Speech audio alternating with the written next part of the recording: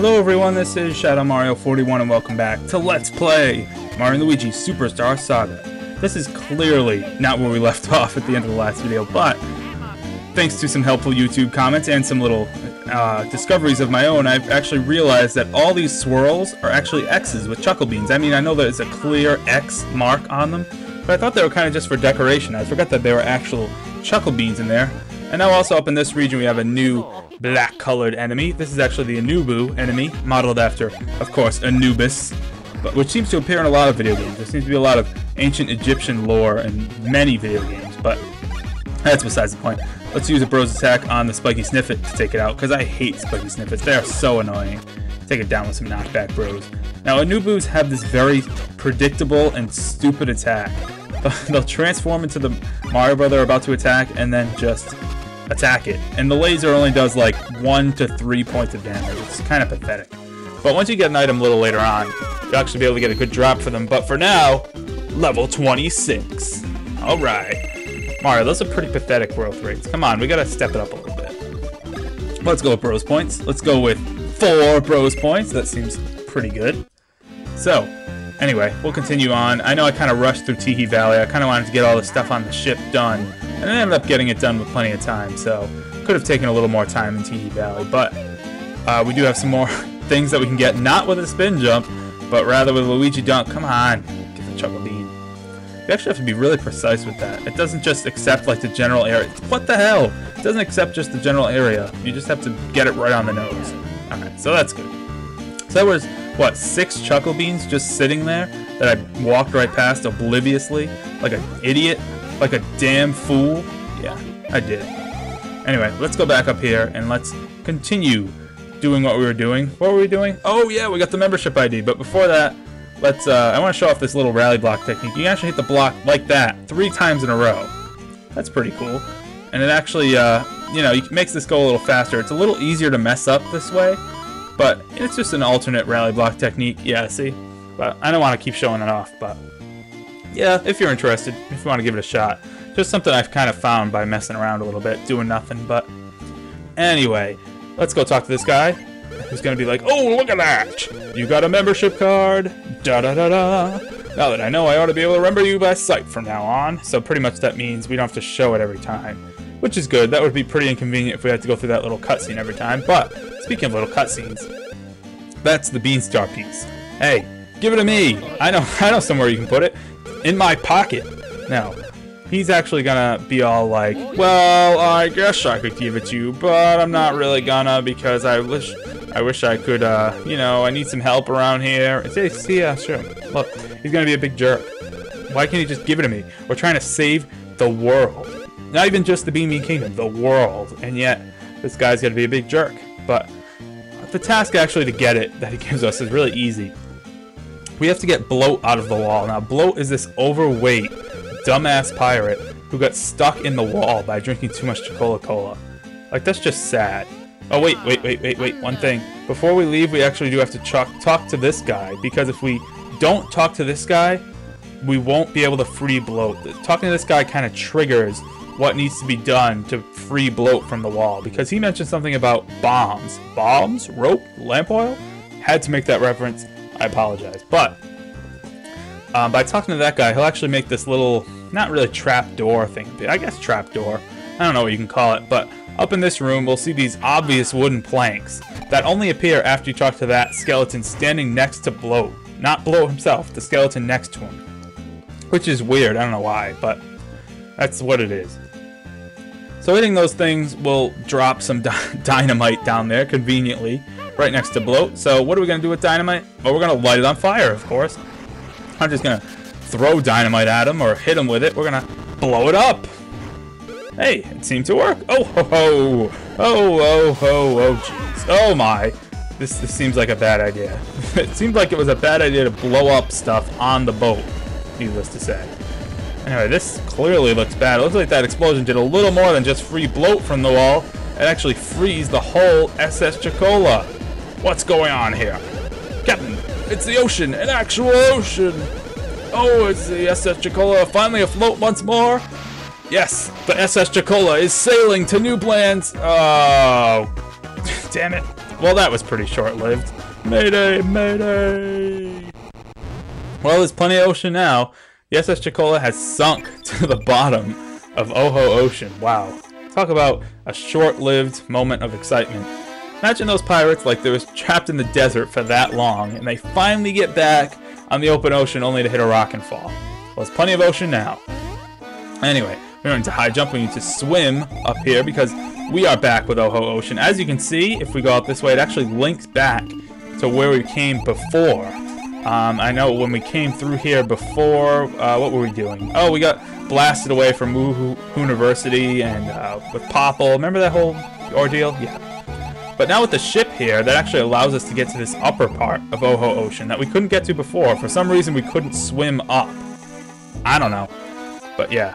Now that we can get to this upper part, the Beanstar piece will actually float away from us like all RPG items do in an RPG. You know, when you're ever chasing down something in an RPG, it's always floating away from you. Even though it's like inanimate. It can't do anything. Why is it floating away? It just always happens.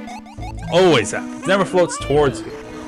Anyway, we can go up here on these upper platforms. Again, we couldn't get up here before because, yeah, the game was like, no, you can't swim that high because I don't know why, but you just can't.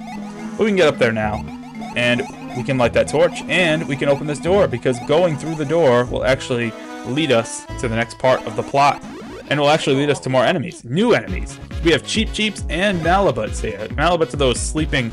They look like feet, but they're kind of like squid enemies. Don't they look like a big foot just taking a nap there? I don't know. Maybe that's just me, but whatever. Malabuts are weird. They're probably the strangest enemies in this game. They're little sleeping. They look like Octoroks almost, but when you hit them, they'll counterattack and throw pillows. That sucks because they do a lot of damage. But anyway, these Cheep Cheeps are actually interesting. They kind of look like Puffer Cheeps from Super Mario World. But when you hit them, they actually bloat up and get all spiky. You can't jump on them while they're spiky, but you can hammer them now. If you try to hammer them when they're just normal, you can't. Because they're considered flying enemies, so you'll just miss. Don't worry, miss. Speaking of missing, I just completely missed that. But let's take this guy out with some knockback bros. Yeah, he's dead. Just totally obliterated that guy. We have so many enemies down here. I forgot about this.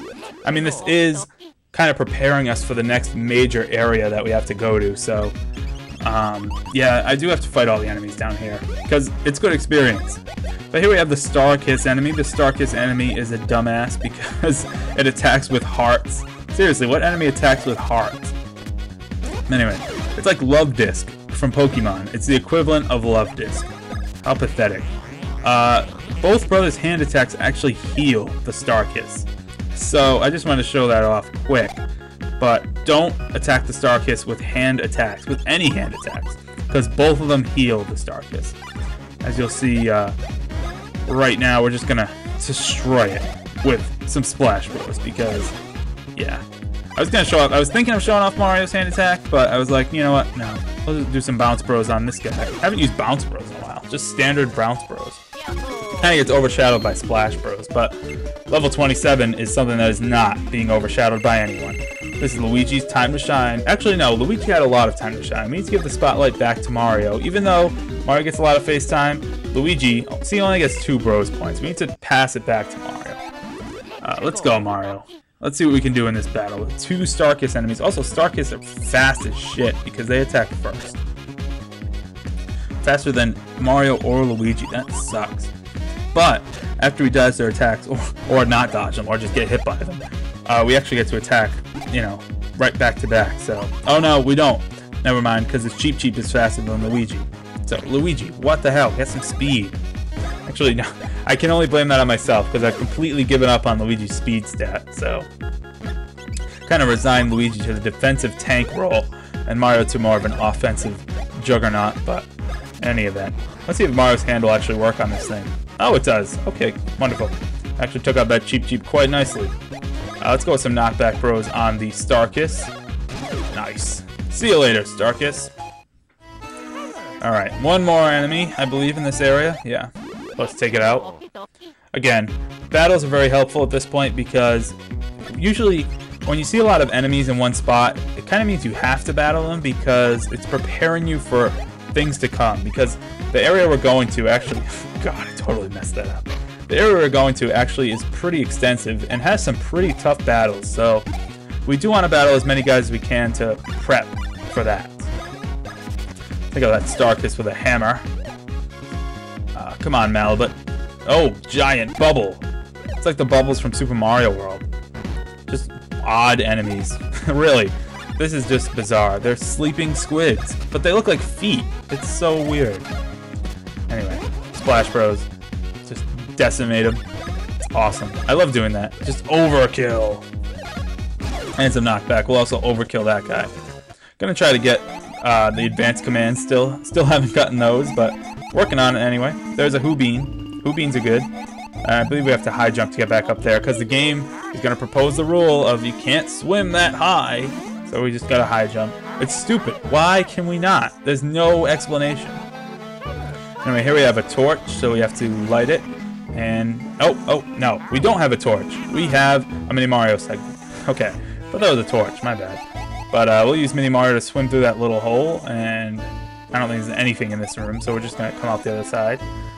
And over here, we can swim around. There's a little orb for Luigi. But obviously, Luigi's over there, and the orb's over here. So what are we going to do? We're going to light this torch. And lighting that torch will lower the coral. Or shrink the coral. Whatever. Something about coral. Coral something. But Luigi will... I don't even know what I'm saying right now. I am just completely oblivious. But Luigi will zap that orb. That jellyfish-looking thing. And send a pulse over there, which will open the gates of hell. Or just that door. I don't know. It could open the gates of hell, too, for all I know. But whatever. Let's hammer Mario back to size and let us continue on. Because now we actually can. So that's pretty cool. Alright, so let's see what this sign says. Guarhar Lagoon. Guarhar Lagoon. That sounds like a pretty cool place. I like lagoons. Lagoons are always nice. And yeah, this is the end of Oho Ocean for now. But, of course, we will be back to Oho Ocean later on. We're not done with this area yet. But let's go right up this yellow pipe. Now, when climbing up a yellow pipe, you do have to hold both buttons and press up. I believe we've done this before. I don't know why I'm explaining this again. But if you let go of either the buttons or up, you slide down like that. So, yeah, just thought I'd show that off again. In case I forgot or something, who knows. I don't even remember what I had for breakfast, so I don't remember if I showed that off or not. But we'll use this bros block. A, B, B, A, B, A, B, A, B. Come on, we can do this. We can do it. We can do this. I can do this. Okay. I don't need it. I don't need it. Okay. Anyway, we walk over here and talk to these people. They're like, hey, have you heard those rumors about Prince Beasley? Oh, gossip, rumors. Boy, I have. Let me tell you, he's running around hunting high and low for something. Could be a beanstar. Oh, rumor, gossip, rumor. Huh, hush, hush, hush. A lot of secrets, huh? Up here, we can see we have a warp pipe, so we'll use the warp pipe to create the warp point down there. This is Guarhar Lagoon. And that'll be very handy for getting back. I think that's how we actually have to get back. There's not actually a physical way to get back to the mainland, so we do have to take that warp pipe. Nothing up here. There's one stone over there, so we will actually be creating a bridge to there eventually. And that's not a bridge to nowhere. It actually does lead somewhere, but... Oh, you! Move it! I like to move it, move it. You like to move it. You gotta hear this. I'm back with humonstrous news. That did say humonstrous. It didn't say humorous, right? It did say humonstrous. Anyway, I don't know why they're saying the bean fell from the sky. It clearly was underwater and came up from the ocean. Like, these people have their facts totally screwed up. I saw it run away from me. Oh, crazy, cool. You really should go take a look at it. So they mention this guy named Hermie, who apparently picked it up and decorated his shell with it. Shut up, you bitch. Anyway. So, we do have to, after some dots. Yeah, those are much deserved dots. I don't know what to say after that, other than call her a bitch. But we do have to continue to grab that beanstar from Hermie now, but as you saw with that sign, the Relaxation Room is up ahead. How can Mario and Luigi pass up an aggravating random block? I hate these random blocks so damn much. Jump. Come on, Luigi, jump. Mario, jump. Come on, Mario, jump. But a Relaxation Room sounds like exactly what the Mario Brothers need at this point. That's what I need. I need to relax. I don't know what I'm doing right now. For the next episode, I'll probably relax myself, but... Oh, look at that. Return of the Village music. So you know this place has to be nice and peaceful. So, Next time on Let's Play Mario & Luigi Superstar Saga, we're going to relax. And not like Zoolander. We're going to actually relax. Ciao.